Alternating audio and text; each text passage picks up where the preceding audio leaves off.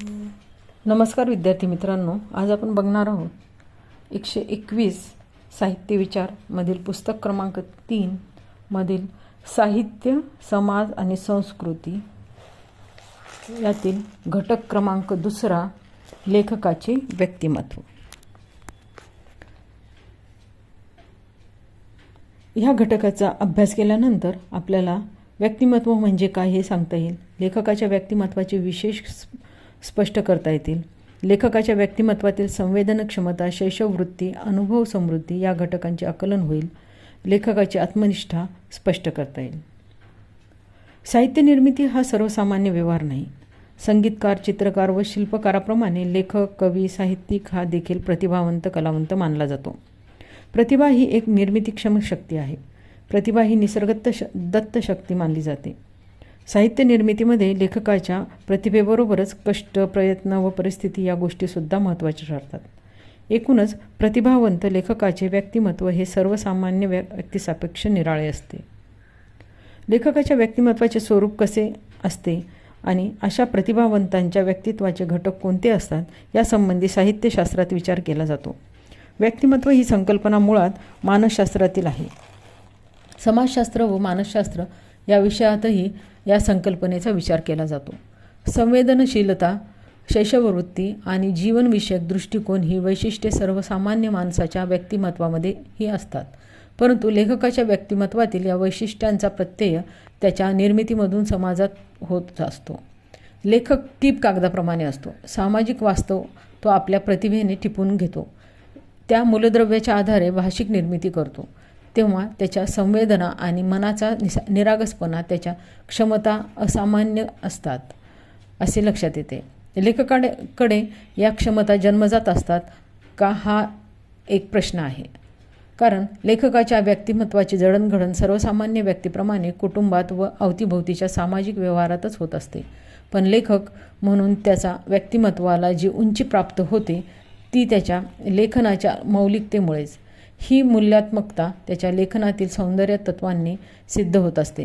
ती त्याच्या व्यक्तिमत्वात कोणत्या स्वरूपात अस्तित्वात असते आणि निर्मितीच्या क्षणी ती कशी कार्यरत होते हे प्रश्न देखील साहित्यशास्त्रात महत्त्वाचे आहेत। प्रस्तुत घटकात लेखकाच्या व्यक्तिमत्वाच्या अनुषंगाने याच प्रश्नांची सोडवणूक करण्याचा प्रयत्न केला आहे। व्यक्तिमत्व ही मानसशास्त्रीय संकल्पना आहे।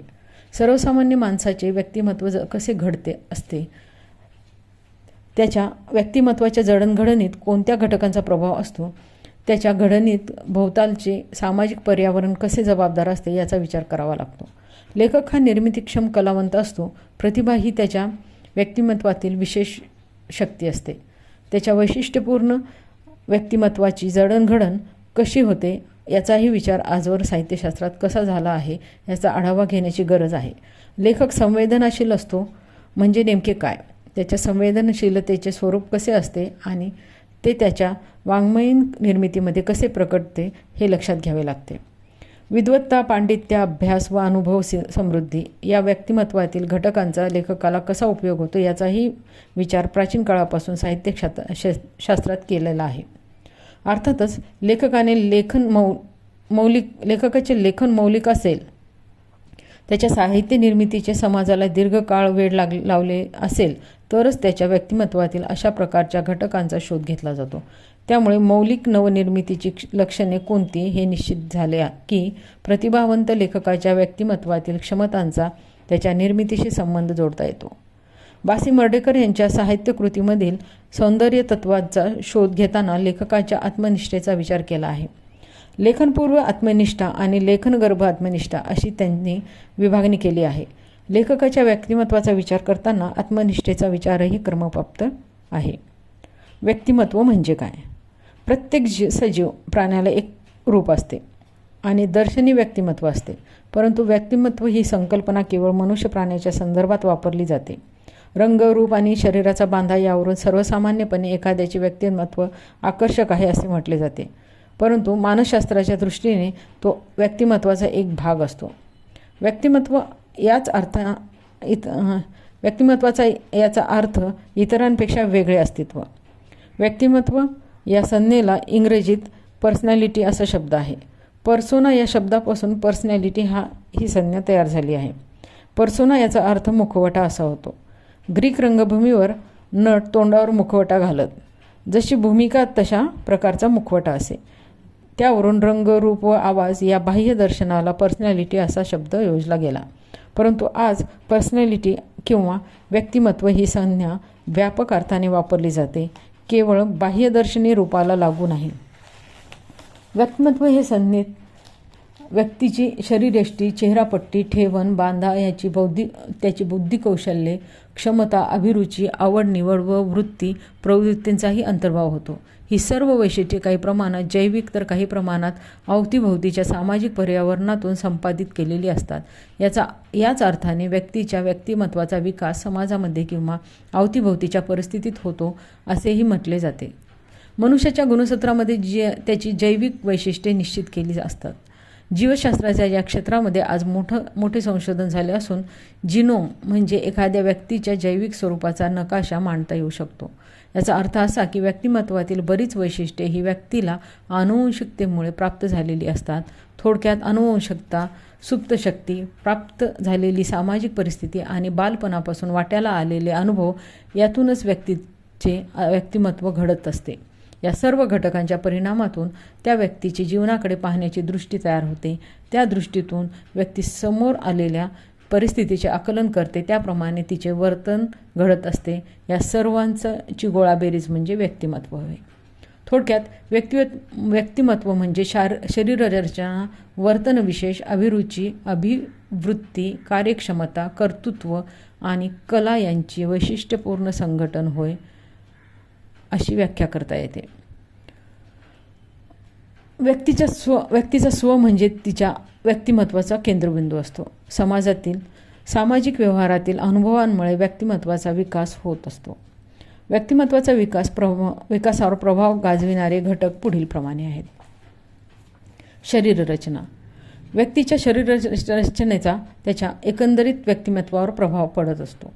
उंची, रंगरूप, बांधा व ठेवण यांच्या सौंदर्याचे मानदंड वेगवेगळ्या भौगोलिक व सांस्कृतिक परिघात वेगवेगळे असतात. त्यानुसार दोषांचा व्यक्तीच्या भावनिक जीवनावर अनिष्ट परिणाम होतो, पण ते जैविक बीज घेऊनच व्यक्ती आयुष्यक्रमण पूर्ण करत असतो. अंतःस्राव ग्रंथी. या ग्रंथीच्या स्रावाचा व्यक्तीच्या एकूण व्यक्तिमत्वावर फार मोठा प्रभाव असतो. अंतःस्राव ग्रंथीतून स्रावणारी जैवरसायने शारीरिक व मानसिक क्रियांवर परिणाम करतात. शरीरात रचना, स्वभाव, बुद्धिमत्ता यातील बदलांमुळे व्यक्तिमत्व आमूलाग्र प्रभावित होते. सामाजिक पर्यावरण. व्यक्ती ज्या कुटुंबात जन्म घेते, वाढते, त्या कुटुंबाची सामाजिक व सांस्कृतिक परिस्थिती, शाळा, शेजार व भोवतालचे सामाजिक व्यवहार या सर्व गोष्टींचा व्यक्तीच्या व्यक्तिमत्वावर प्रभाव असतो. नैतिक मूल्ये, सामाजिक दृष्टिकोन आणि संवेदनशीलता या वैशिष्ट्यांचा विकास व्यक्तीच्या व्यक्तिमत्वामध्ये सामाजिक पर्यावरणातूनच होत असतो. लेखकाचे व्यक्तिमत्व. साहित्याचे बाह्य व्यक्तिमत्व सर्वसाधारण व्यक्तीसारखेच असते, परंतु आपण कलावंतांचा किंवा साहित्याचा पिंड असा शब्दप्रयोग विशिष्ट व्यक्तिमत्वाच्या संदर्भातच वापरतो. तेथे प्रतिभा, नवनिर्मिती व भाषिक कौशल्ये अशा क्षमतांचा विचार करतो. संवेदनशीलता, सौंदर्यग्राहकता, अनुभवसंपन्नता, विद्वत्ता आणि सूक्ष्म निरीक्षण शक्ती अशा गुणांनी परिपूर्ण असलेल्या व्यक्तिमत्वाला साहित्यिकाचा पिंड असे म्हणतो. साहित्यिकाच्या व्यक्तिमत्वाचे अनेक विशेष सांगता येतात. साहित्यिकाच्या व्यक्तिमत्वामध्ये निसर्गाने प्रतिभा ही अनन्यसाधारण शक्ती बहाल केली असते. अभिनव गुप्त याने प्रतिभा या साहित्य निर्मितीच्या शक्तीस अपूर्व वस्तू निर्माणक्षम असे संबोधले आहे. नवीन वस्तूची निर्मिती करण्याचे सामर्थ्य ज्याच्यात आहे अशी शक्ती प्रतिभा होय असे ते म्हणतात. प्रतिभा ही जन्मदत्त देणगी असून ती नैसर्गिक असल्याची भूमिका व संस्कृत साहित्यमीमांसकांनी स्वीकारली आहे. तसेच त्यांनी प्रतिभा प्रयत्नाने प्राप्त करून घेता येते असेही संस्कृत परंपरेतील साहित्यमीमांसकांनी मानतात. प्रतिभेची ऊर्जा, ताकद कमी अधिक असते. तिच्या निर्मिती क्षमतेचा वेग, व्याप्ती आणि आवाका विभिन्न असू शकतो. ती कालांतराने क्षीण होऊ शकते, पण लेखक म्हटला की तो प्रतिभावंत असतोच. लेखकाच्या व्यक्तिमत्वाचा जैविक घटकही महत्त्वाचा असतो.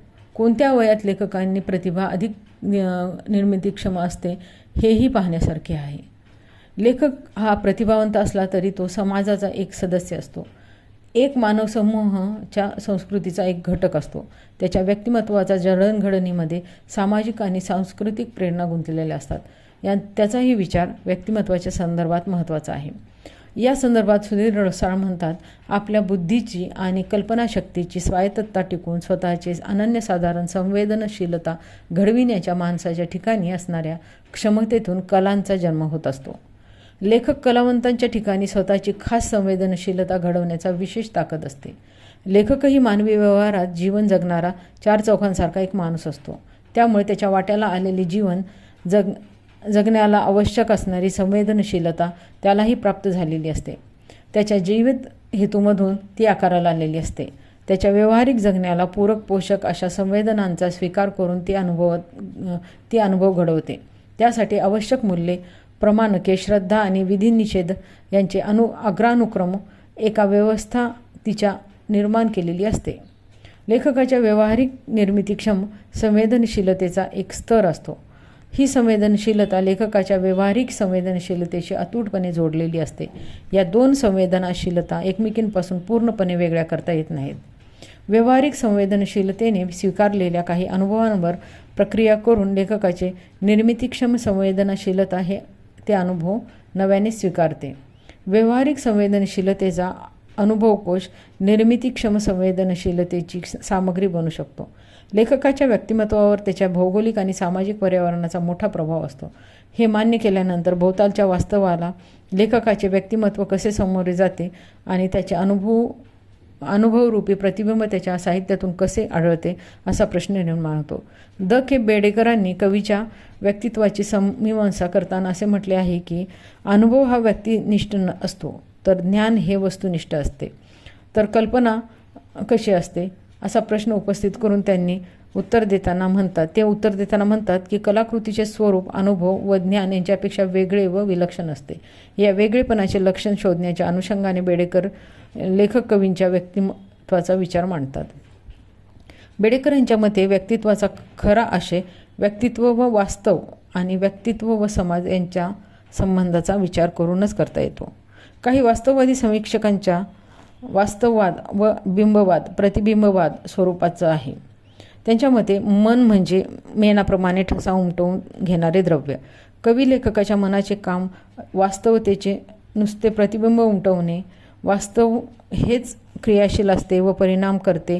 दुसऱ्या बाजूच्या टीकाकारांच्या मते वास्तव जड व निष्क्रिय असते व कवीचे मन तेवढे क्रियाशील असते.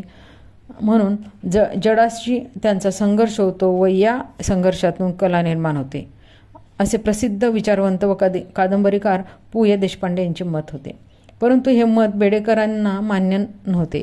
त्यांच्या मताच्या अनुषंगाने साहित्य निर्मितीचे खरे आकलन करू शकत नाहीत. ते असे मत नोंदवून बेडेकर कला निर्मितीच्या दुहेरी संबंधावर भर देतात. या दुहेरी संबंधाचे स्वरूप ते पुढील प्रमाणे स्पष्ट करतात. मन हे मुळात आत्मनिष्ठ असूनही वास्तवाशी तादात्म्य पाहून त्याचा आकार घेऊ पाहते. या उलट वास्तव हे आपली मूळ बाह्यार्थची स्थिती सोडून कवी मनाच्या आकाराचा आक्षेप बनू पाहते. या परस्पर प्रक्रियेतून कलाकृतीचा जन्म होतो. उदाहरणार्थ फुलराणी ही कविता. बालकवींचे मन हे नुसतेच अंतर्मुख व चिंतनशील न राहता बाह्यार्थ अशा एका सुंदर फुलाशी एकरूप होते. उलट ते फुलही फूल न राहता कवीच्या मनात अनुप्रवेश करते व त्या मनातील सौंदर्य शक्तीशी एकरूप होऊन जाते. मग फुलराणी ही कविता जन्म घेते. कवीचे व्यक्तिमत्व व लेखकाचे व्यक्तिमत्व आणि सामाजिक पर्यावरण.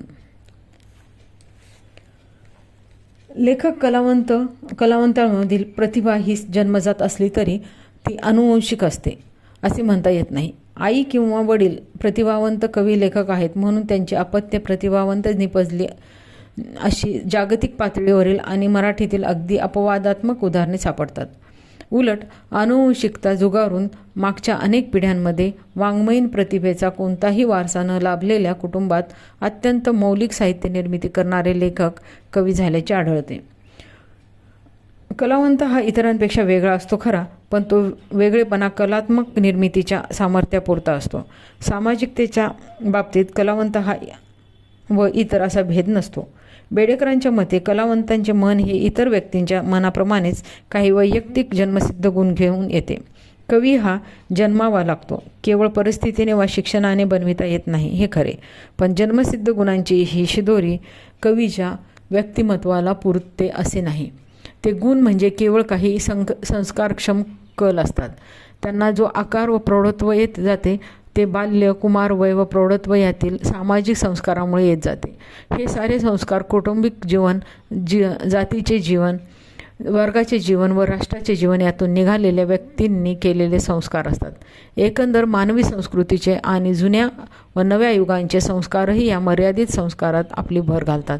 हे संस्कार प्रत्येक कलावंत व्यक्तीचा पिंड आपल्या कलाप्रमाणे ग्रहण करतो व त्यामुळे एकाच युगातील, राष्ट्रातील किंवा वर्गातील कवींची संस्कारित व्यक्तित्वे पुन्हा वेगवेगळी दिसतातच. उदाहरणार्थ, आज विफलतेबरोबरच सफल आशावादाचा प्रत्यय ज्यांना येतो असेही कलावंत आहेत, परंतु हा वेगळा असला म्हणून कलावंतांचे व्यक्तित्व सामाजिक संस्काराने बनत नाही असे म्हणणे चुकीचे ठरते. निर्मितीक्षम व्यक्तित्व हे केवळ कलेच्या क्षेत्रातच असते असे नाही. विज्ञानाच्या, समाजविज्ञानाच्या अशा अनेक शाखांमध्ये देखील कर्तृत्वाच्या अनेक क्षेत्रात प्रतिभावंत आढळतात. सामाजिक पर्यावरणाप्रमाणेच लेखक म्हणून जडणघडण होण्यात ती व्यक्ती ज्या प्रदेशात जन्माला आली, वाढली, राहिली त्या पर्यावरणाचा म्हणजे तिथल्या निसर्गाचा, सृष्टीचा तिच्यावर परिणाम होतो. कोकणात समुद्रकिनारी राहणाऱ्या लेखकांच्या वाङ्मयीन व्यक्तिमत्वात अथांग समुद्र, निळा वर्ण, गाज, ताडामाडांची वेढलेला समुद्रकिनारा, नारळ पोफळींचे बगीचे, माणसांचे खोचक स्वभाव व गूढ वर्तन ही वैशिष्ट्ये आढळतात. उदाहरणार्थ, सी.ना. पेंडसे यांच्या कादंबऱ्यामध्ये कोकणचा निसर्ग चित्ररूपात येतो. चंत्री खानोलकर उर्फ आरती प्रभू यांच्याही साहित्यात कोकणी निसर्ग, तेथील दारिद्र्य जीवन यांचे चित्रण येते. खेड्यात, आदिवासींच्या पाड्यात, बंजाऱ्यांच्या तांड्यावर, भटक्या विमुक्तांच्या पालांमध्ये, पारधी डोंबाऱ्यांच्या उघड्यावरच्या जमीन अशा भौगोलिक पर्यावरणाचा संस्कार त्या त्या जातीतल्या विभागातल्या लेखकांच्या लेखनावर झालेला दिसतो.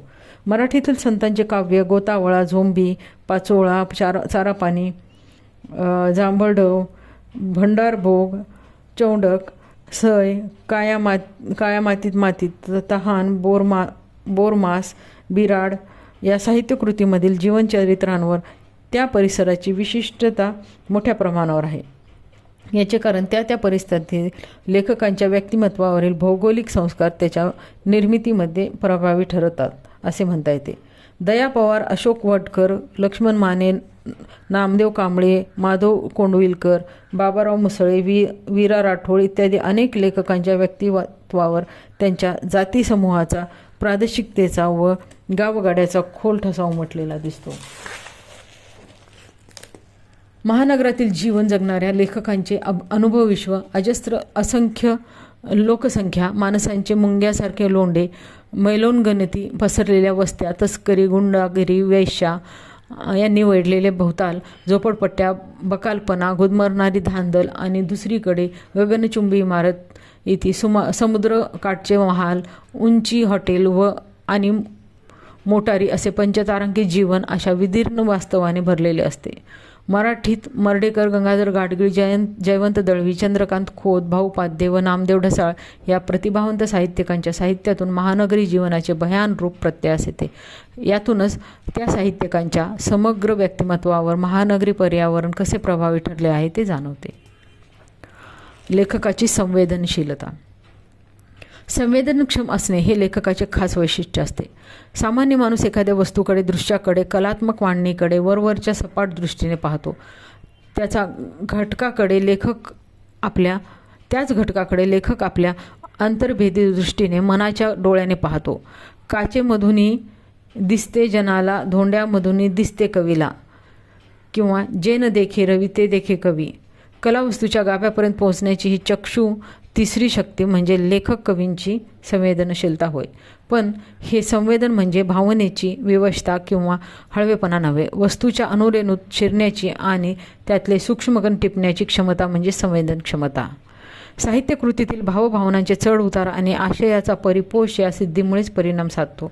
यामुळे रसिकाला, आस्वादकाला ज्ञानेंद्रियाच्या संवेदनांचा थेट अनुभव घेता येतो. बालकवींच्या हिरवे हिरवे गालगालीच्या हरिततृणांच्या मखमालीचे या कवितेतून आस्वादक रसिकाला दृक संवेदनांची प्रचिती येते. असाच प्रत्यय मर्ढेकरांच्या आला आषाढ श्रावण, आल्या पावसाच्या सरी, काळ्या ढेकळांच्या गेला गंध भरून कळ्यात, काळ्या डांबरी रस्त्याचा झाला निर्मळ निवांत, ओल्या कौलारी मेघ हुंगतात लाली, आणि पोपटी रंगाची रानं दाखविते नक्षी या कवितेतल्या दृकसंवेदनाने येतो. काळानुरूप साहित्याचे स्वरूप बदलत असते. नव्या साहित्यांच्या संदर्भात लेखकाच्या व्यक्तिमत्वाबद्दलही वेगवेगळा विचार मांडला जातो.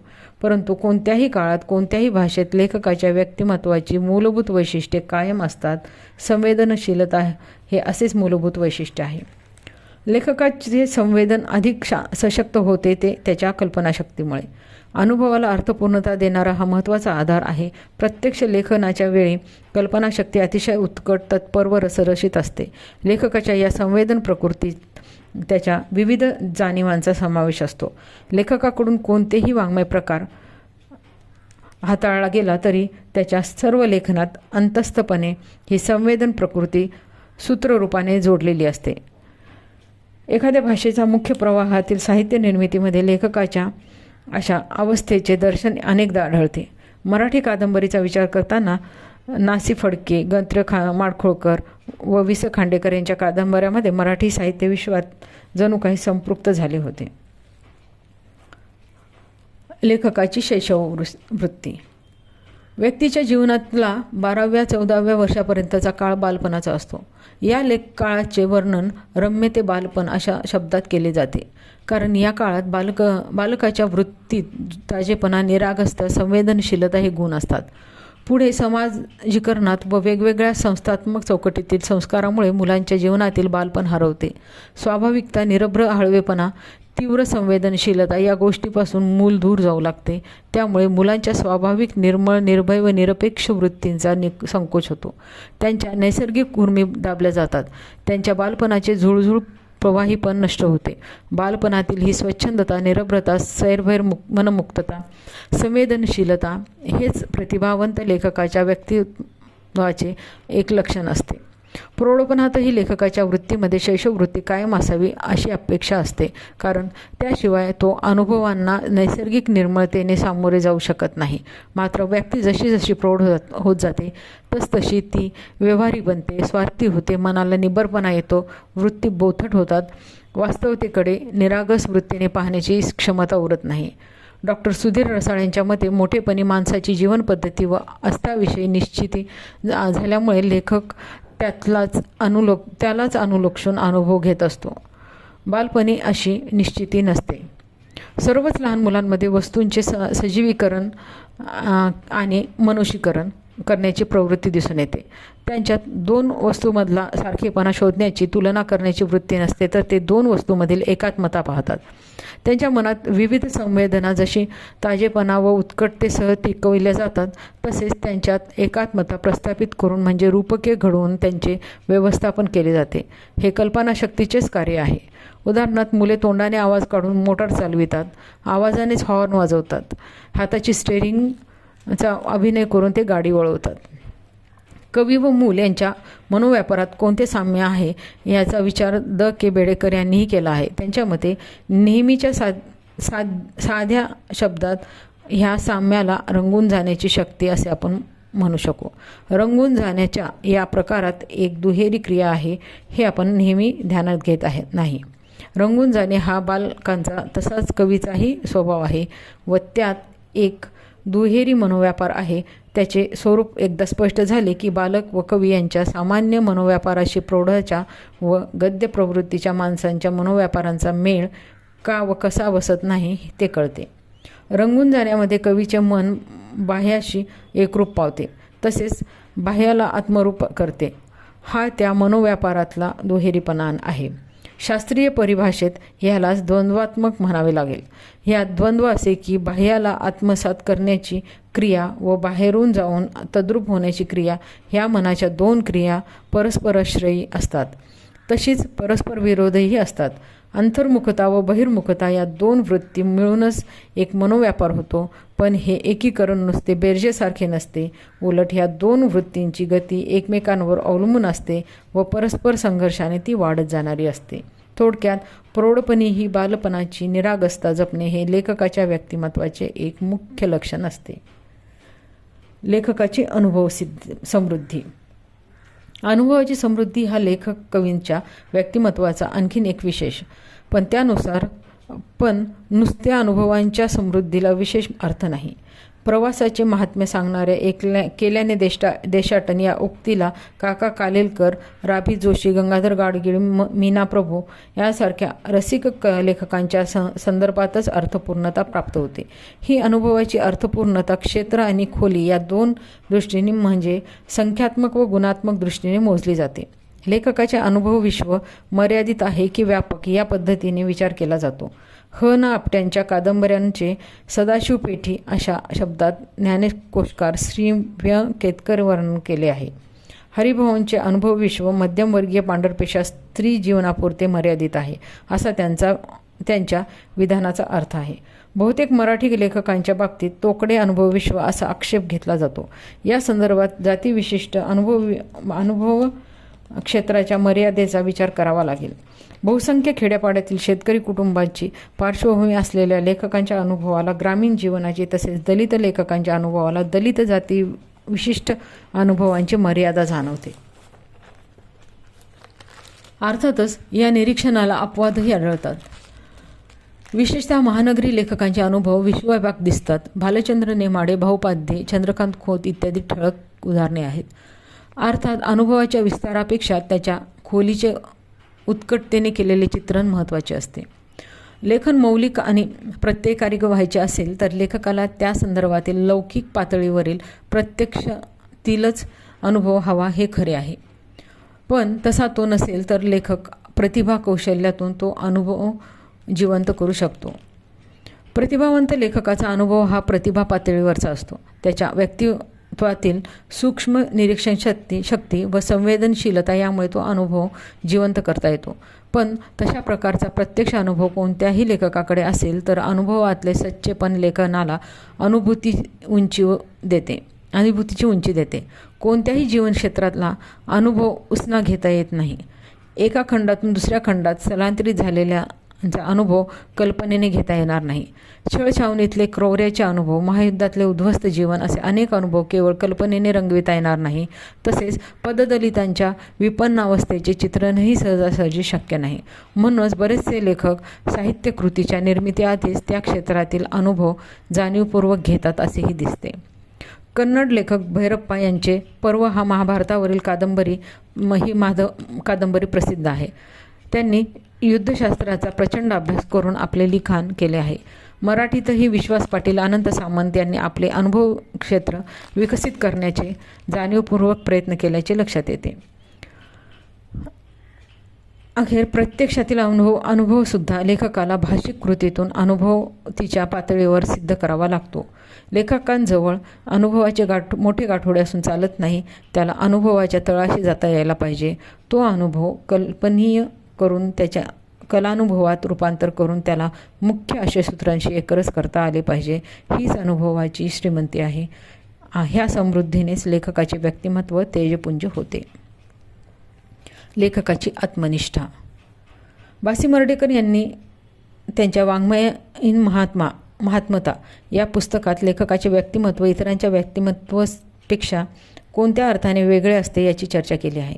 अर्थातच त्यांची लेखकांच्या व्यक्तिमत्वाची संकल्पना ही त्यांच्या सौंदर्यशास्त्रीय विचारव्यूहाचा एक भाग आहे.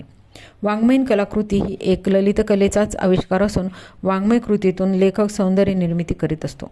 वाङ्मय कृती ही भावानुभावांचे सौंदर्यनिष्ठ संघटन असते. मर्ढेकर जीवशास्त्रीय भावना आणि सौंदर्य भावना यांच्यात फरक करतात. प्रतिभावंत लेखक आणि किंवा कवी व्यक्तिमत्वात सौंदर्य भावना कशी असते त्याचे त्यांनी विस्ताराने विश्लेषण केले आहे. एखाद्या दृश्याची किंवा वास्तव अनुभवाची लेखकाची अनुभूती संवाद, विरोध, समतोल अशा सौंदर्य तत्वानुसार होते. त्यातूनच त्याच्या भाषिक कृतीमध्ये सौंदर्याचा आविष्कार होतो. ते म्हणतात, जीवनातील निरनिराळ्या अनुभवांचा अनुभव घेत असताना निरनिराळ्या भावनांचा एका तऱ्हेचा साचा सामान्य व्यक्तीच्या मनात तयार होतो. त्या साच्याची आंतरिक व्यवस्था कुठल्याही तत्वावर अधिष्ठित नसते, तर ती केवळ योगायोगानुसार असते. याउलट लेखक कवीच्या मनातील साच्यांची आंतरिक व्यवस्था ही विशिष्ट तत्वानुसार असते. पहिल्याच प्रकारच्या साच्यात भावानुभूती ही त्या भावनेपुरती मर्यादित असते, ही घटकात्मक असते. तर दुसऱ्या प्रकारच्या साच्यात ती संघटनात्मक असते. तिचे निरनिराळे घटक जागृतपणे परस्परावलंबी असतात आणि लेखक कवीच्या मनात भावभावनांचे घटकांचे परस्पर संबंध, साम्य, भेद, संवाद, विरोध, समतोल या सौंदर्य तत्वाने प्रेरित अशी जी लयबद्धता तिने गुंफलेली असतात. संवेदनेत संवेदना म्हणून किंवा रचनेत रचना म्हणून रंगून जाण्याची कलावंतांची ही वृत्ती आणि लहान मुलांची वृत्ती यामध्ये मर्ढेकरांना खूप साम्य वाटते. भावानुभावांचे व्यापक व सखोल चित्रण साधणे हे लेखकाच्या व्यासंगाप्रमाणेच त्याच्या प्रत्यक्ष जीवानुभवावरही अवलंबून असते. लेखकाच्या अनुभूतीच्या संदर्भात मर्ढेकरांनी आत्मनिष्ठा ही संकल्पना मांडली आहे. लेखकाच्या व्यक्तिमत्वाच्या संदर्भात ही महत्त्वाची आहे. त्यांनी लेखकाच्या आत्मनिष्ठेचे 2 भाग केले आहेत: लेखनपूर्व आत्मनिष्ठा, लेखनगर्भ आत्मनिष्ठा. लेखनपूर्व आत्मनिष्ठा म्हणजे ज्या घटना, प्रसंग आणि वस्तू, व्यक्तीबद्दल अथवा तात्विक कल्पनेबद्दल लेखकाची जी कल्पनात्मक प्रतिक्रिया झालेली असेल त्या प्रतिक्रियेशी लेखकाने इमान राखणे. लेखनपूर्व आत्मनिष्ठेचा अभाव असेल तर लेखकाकडून निव्वळ ललितरम्य शब्द, सोयीच्या भावना आणि शोभेचे अलंकार यांच्या आवरणाखाली आपला अनुभव लपविण्याचा प्रयत्न करण्यात येतो. लेखनगर्भ आत्मनिष्ठा ही लेखक आणि कलाकृती यांच्या संबंधावर आधारलेली असते. घटना, प्रसंग किंवा वस्तू, व्यक्तीबद्दल लेखकाच्या कल्पनात्मक प्रतिक्रिया विविध व स्वतंत्र असल्या तरी कलाकृतीत त्या जशाच्या तशा प्रकट होणे ही साधी गोष्ट नसते. कधी त्याला अस्थानी पण सुंदर कल्पनेचा मोह पडतो, कधी कल्पनात्मक प्रतिक्रियांचा मूळ दाब त्याला फार वेळ टिकवता येत नाही, तर कधी लेखन परिणामकारक करण्याच्या ईर्षेने जीवनानुभवाच्या अंतर्गत संबंधापेक्षा कलाकृतीचा वाचकांशी येणारा संबंधच प्रभावित ठरू लागतो. लेखनगर्भ आत्मनिष्ठा म्हणजे ही तीनही संकटे टाळून कलाकृतीतील सूचना, समुच्चयता, आंतरिक सुसंगती व परस्पर पोषकता निर्माण करण्याचा हव्यास धरणे होय. लेखकाच्या व्यक्तित्व विचारात मर्ढेकरांनी अनुभूत विषयाशी तादात्म्य पावण्याच्या शक्तीलाही महत्त्वाचे मानले आहे. या तादात्म्य शक्तीमध्येच अनुभवाला शब्दात प्रकट करण्याची आंतरिक प्रवृत्ती हा एक घटक असतो. सारांश हे तादात्म्य सक्रिय असावे लागते. तादात्म्य 2 प्रकारचे असते: ज्ञानात्मक तादात्म्य, भावनात्मक तादात्म्य. तादात्म्याच्या विचारात मर्ढेकरांनी वाङ्मय आणि इतर ललित कला यातील साम्यापेक्षा वेगळेपणावरच भर दिला आहे. कितीही श्रेष्ठातला श्रेष्ठ तात्विक विचार घेतला तरी त्याच्या मुळाशी इंद्रियांना दिसणारे, जाणवणारे ज्ञान असतेच. ह्या ज्ञानशास्त्रातल्या गृहीतकाचा उल्लेख करून मर्ढेकर ललित लेखक व इतर कलावंत यांच्यातील मूलभूत वेगळेपणाकडे वळतात. एकंदरीत कधी आपल्या अनुवंशाच्या बळावर तर कधी बंद जुगारून एतद्देशीय प्रतिभेच्या भूमीवर लेखक आपले व्यक्तिमत्व उभारत असतो. आत्मविष्काराची प्रबळ प्रेरणा जेव्हा त्याला होऊ लागते तेव्हापासून त्याचे व्यक्तिमत्व समृद्ध व्हायला सुरुवात होते. आपली संवेदनशीलता, शैशवाच्या बाण्याने जपून अनुभव संपन्नता आणि अभ्यास या घटकांच्या साहाय्याने त्याच्या लेखकीय सर्जनशीलतेत भर पडते. लेखकाच्या व्यक्तिमत्वाचे हे विशेष आपण पाहिले. लेखकाच्या लेखनाला खरी कलात्मकता उंची तेव्हाच प्राप्त होते जेव्हा तो आपल्या भावानुभवांचा साचा बनवू देत नाही. तिची संघटना करण्याचे कौशल्य तो प्राप्त करतो. सौंदर्य तत्वांनी प्रेरित अशा लयबद्धतेने तो भावना घटकांची गुंफण करतो. ही आपण लक्षात घेतले. संवेदनेत संवेदना म्हणून किंवा रचनेत रचना म्हणून रंगून जाण्याची लेखकाची कलावंताची वृत्ती आणि लहान मुलांची वृत्ती यामध्ये असलेले साम्य लेखक आपल्या स्वभावात रुजवत असतो. नव्हे त्याने ते तसे खोल रुजवावे. सौंदर्य भावनेच्या अनुभवाच्या अनुषंगाने लेखकाची ही बालसुलभ वृत्ती महत्त्वाची असते. हे महत्त्वाचे असे व्यक्तिमत्वाचे विशेष आपल्याला समजले. लेखनपूर्व आणि लेखनगर्भ आत्मनिष्ठेमुळेच लेखकाचे लेखन तथाकथित लालित्य आणि कृत्रिम अलंकारण या दोषांनी डागाळते. अलंकारणामुळे भाषेची सर्जकता नष्ट होते.